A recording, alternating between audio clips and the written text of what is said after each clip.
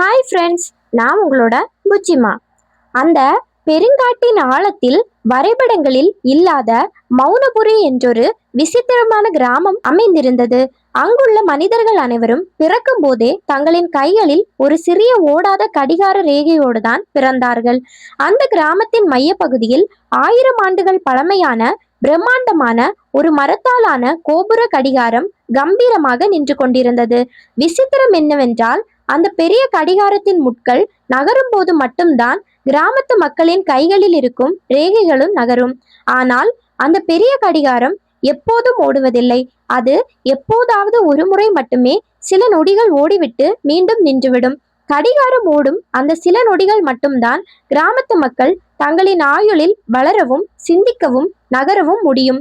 மற்ற நேரங்களில் அவர்கள் அனைவரும் சிலைகளைப் போல அப்படியே எந்த ஒரு அசைவும் இல்லாமல் உறைந்து போய் நின்று விடுவார்கள். அந்த கிராமத்தில் வாழ்ந்த இளம் காவலனான ஆதவன் என்பவனுக்கு இந்த வாழ்க்கை முறையே அறவே பிடிக்கவில்லை. கடிகாரம் உறைந்திருக்கும் நீண்ட காலங்களில் அவனது மனம் மட்டும் விழித்திருந்தது. உலகை கவனிக்கும் விசித்திர சாபத்தை பெற்றிருந்தான். மற்றவர்கள் உறைந்திருக்கும் போது அவனால் மட்டும் கண்களை அசைக்க முடியும், ஆனால் உடலை ஒரு அங்குலம் கூட நகர்த்த முடியாது. வானத்தில் பறக்கும் பறவையை அப்படியே காற்றில் மிதப்பதையும் விழும் மலைத்துளி காற்றில் தொங்குவதையும் அவன் பல ஆண்டுகள் பார்த்திருக்கிறான். காலம் உறைந்து கிடக்கும் அந்த பெருவெளியில் வாழ்நாளில் பெரும் பகுதியை வீணாக்குவதாக அவனுக்குள் ஒரு பெரிய ஆதங்கம் இருந்தது. எப்படியாவது அந்த மைய கோபுர கடிகாரத்தை இடைவிடாமல் தொடர்ந்து ஓட வைக்க வேண்டும் என்று அவன் தனக்குள் சபதம் எடுத்தான்.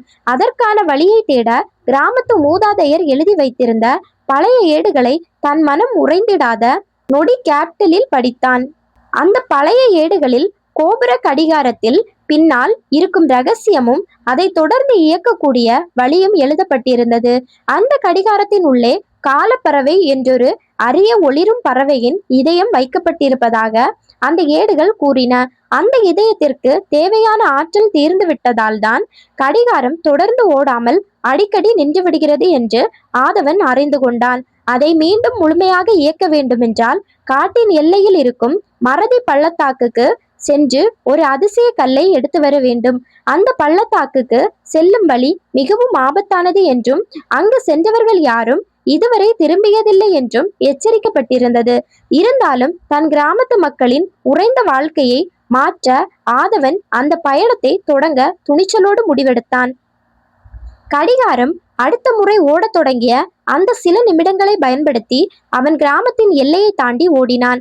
காட்டின் அடர்ந்த பகுதிக்குள் அவன் செல்ல செல்ல காலத்தின் வேகம் அங்கே முற்றிலும் வேறொரு விதமாக மாறுவதை உணர்ந்தான். சில இடங்களில் மரங்கள் சில நொடி கேப்டல்களில் வளர்ந்து காய்த்து மடிந்து போவதையும் சில இடங்களில் ஆறுகள் பின்னோக்கி ஓடுவதையும் கண்டான். அவனது கையில் இருந்த கடிகார ரேகை அங்கு பித்து பிடித்ததைப் போல வேகமாக சுழலத் தொடங்கியது. அவனுக்குள் பயம் அதிகரித்தது. வழியில் அவன் பல விசித்திரமான விலங்குகளையும் மனித உருவம் கொண்ட நிழல்களையும் கடந்து செல்ல வேண்டியிருந்தது. அந்த நிழல்கள் அனைத்தும் காலத்தை வெல்ல முயன்று தோற்று போய் அங்கே உறைந்து போன முந்தைய காலத்து மனிதர்களின் ஆன்மாக்கள் ஆகும். அவை ஆதவனை முன்னோக்கி செல்ல விடாமல் தடுத்தன. அவனது மன உறுதியை குலைக்க பல மாய காட்சிகளை அவை கண்முன்னே காட்டின. ஆனால் ஆதவன் தன் இலக்கில் உறுதியாக இருந்து கைகளில் இருந்த கடிகாரத்தின் துடிப்பை மட்டுமே நம்பி நடந்தான். இறுதியாக 3 பகல்களும் 3 இரவுகளும் கடந்த பின் அவன் அந்த பயங்கரமான மறதி பள்ளத்தாக்கின் விளிம்பை வந்தடைந்தான். அந்த பள்ளத்தாக்கின் நடுவே ஒரு பெரிய நீல நிற பாறைக்கு மேல் அந்த அதிசய காலக்கல் நட்சத்திரத்தை போல் பிரகாசித்துக் கொண்டிருந்தது. ஆனால் அந்த கல்லை சுற்றி காலத்தின் காவலன் என்று அழைக்கப்படும் ஒரு பிரம்மாண்டமான உருவமற்ற நிழல் பூதம் காவல் காத்து நின்றது. அந்த பூதத்தை கடந்து கல்லை எடுப்பது சாத்தியமில்லாத ஒன்றாக தோன்றியது. ஏனெனில் அது ஒளியை விட வேகமாக நகரக்கூடியதாக இருந்தது. ஆதவன் அந்த பூதத்தை எதிர்கொள்ள தயாரான போது பூதம் அவனிடம் ஒரு நிபந்தனையை விதித்து பலத்த குரலில் பேசியது. இந்த கல்லை நீ தொட்டால் உன்னுடைய கடந்த கால நினைவுகள் அனைத்தும் முற்றிலும் அழிந்துவிடும், சம்மதமா என்று கேட்டது. தன் கிராம மக்களின் எதிர்காலத்திற்காக தன் கடந்த காலத்தை தியாகம் செய்ய ஆதவன் சற்றும் யோசிக்காமல் உடனே சம்மதித்தான்.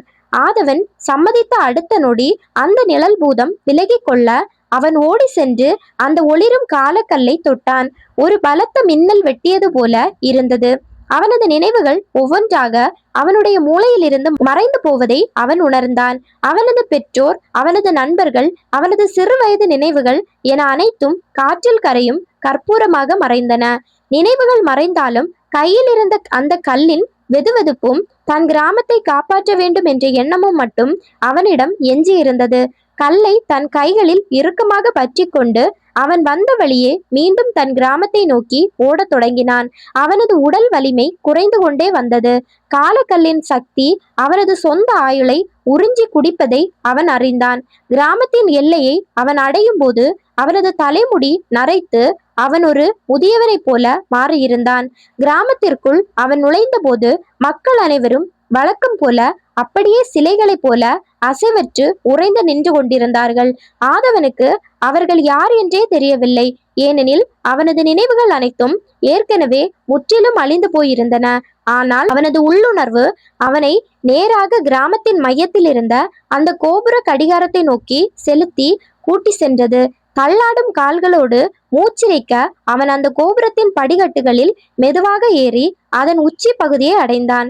அங்கே இருந்த கடிகாரத்தின் இயந்திர பகுதிக்கு நடுவே ஒளியிழந்திருந்த அந்த பறவையின் இதய வடிவ பெட்டியை அவன் கண்டான். தன் கையில் இருந்த காலக்கல்லை அந்த பெட்டியின் நடுவில் இருந்த துவாரத்தில் அவன் மிக சரியாக பொருத்தினான். அந்த வினாடியே அந்த பெரிய மரகோபுர கடிகாரம் இதுவரை இல்லாத அளவுக்கு பலத்த சத்தத்துடன் டிக் டிக் என்று ஓடத் தொடங்கியது. கடிகாரம் ஓடத் தொடங்கியதும் கிராமத்து மக்கள் அனைவரும் ஒரே நேரத்தில் உரை நிலையிலிருந்து விடுபட்டு ஆச்சரியத்துடன் நகரத் தொடங்கினார்கள். அவர்கள் கைகளில் இருந்த கடிகார ரேகைகள் இப்போது இல்லாதவாறு தடையின்றி சீராக சுழலத் தொடங்கியதை அவர்கள் கண்டு வியந்தார்கள். பறவைகள் வானத்தில் சுதந்திரமாக பறந்தன. இலைகள் காற்றில் அசைந்தன. நீர்நிலைகள் தங்களின் ஓட்டத்தை தடையின்றி தொடர்ந்து வேகமாக ஓடின. கிராம மக்கள் அனைவரும் தங்களுக்கு கிடைத்த இந்த தொடர்ச்சியான புதிய வாழ்க்கையை கண்டு எல்லையற்ற மகிழ்ச்சியில் துள்ளி குதித்து கொண்டார்கள். ஆனால் கோபுரத்தின் உச்சியில் இருந்த ஆதவனால் அவர்களின் மகிழ்ச்சியை கண்டு ரசிக்க முடியவில்லை. அவனது ஆயுள் முடிவடைய தொடங்கியது. அவன் காலத்தின் முழு வேகத்தையும் தன் உடம்பில் தாங்கியதால் அவனது உடல் மெதுவாக ஒளியாக மாறி காற்றில் கரைய தொடங்கியது. கிராம மக்கள் அனைவரும் கோபுரத்தை நோக்கி ஓடி வந்தனர். ஆனால் அவர்களுக்கு அங்கே யாரும் தென்படவில்லை. அங்கே காற்றில் மிதந்த ஒளியின் துகள்களை மட்டும் அந்த பெரிய கடிகாரத்தின் முட்களின் மேல் மெதுவாக போய் அமர்ந்து மறைந்தன. கிராம மக்கள் கோபுரத்தின் மேலே ஒரு வயதான மனிதனின் கால் தடங்களையும் அவன் உதிர்த்துவிட்டு சென்ற ஒளிரும் கல்லின் துகள்களையும் மட்டுமே பார்த்தார்கள். தங்களை காப்பாற்றியது யார், தங்களுக்கு இந்த தொடர் வாழ்க்கையை தந்தது யார் என்று யாருக்குமே தெரியவில்லை. ஆதவனின் பெயரும் மறைந்தது. ஆனால் கிராம மக்கள் அந்த புதிய காலத்தை போற்றி ஒவ்வொரு நொடியையும் வீணாக்காமல் பயனுள்ள முறையில் வாழத் தொடங்கினார்கள். காலம் என்பது நாம் கடந்து போகும் வெறும் எண்கள் அல்ல, அது நாம் வாழும் அர்த்தமுள்ள ஒரு தொகுப்பு. உறைந்து கிடக்கும் நீண்ட ஆயுளை விட பிறருக்காக தியாகம் செய்யப்படும் ஒரு சிறு நொடி வாழ்வுதான் காலத்தை வென்று அழியாமல் நிலைத்து நிற்கிறது.